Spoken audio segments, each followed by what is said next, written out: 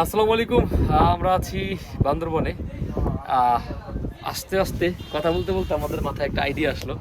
সেটা হলো ওই যে দেখা যাচ্ছে অনেকগুলো পাহাড়, তাই না? হ্যাঁ। ইমতিয়াজ, আর আমি যদি একটা পাহাড় কিনতে চাই, মানে লিজ দিতে চাই, তাহলে কয় টাকা লাগতে পারে? ছোটখাটো একটা পাহাড় মনে করো, এরকমের ছোটখাটো একটা রিসোর্ট টিসোর্ট বানায় মনে করো যে এসে থাকলাম, ফরিদপুর থেকে 20 লাখ। চলে আসলাম 20 লাখ টাকা।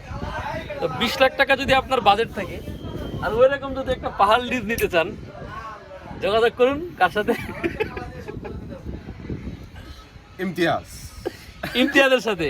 জিমা ফ্ল্যাটের কক্সবাজার প্রতিনিধি ইমতিয়াজের সাথে যোগাযোগ করুন। এখানেও আপনি জিও ফ্ল্যাটের মনে করেন যে অ্যাডভার্টাইজ করে Marketing। বললেন।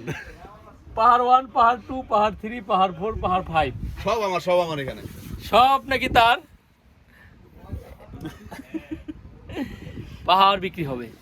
এই যে বড় পাহাড়টা, এটা এটা লাখ দুয়েক বাড়াই দাম নাকি? হ্যাঁ আচ্ছা বেগুন ইন্ডিয়া? তুই কি অবস্থা? এই পাহাড়গুলো একটু দাম বাড়ানো যায় না? একটু বড় আছে, ওইগুলো আমরা একটু বাড়াবো। যাই হোক, কেউ পাহাড় কিনতে আগ্রহী থাকলে আমাদের সাথে যোগাযোগ তুই এটা গরম করে কোনো লাভ নাই। আল্লাহ হাফেজ। সিরিয়াসলি আইছ না তুই?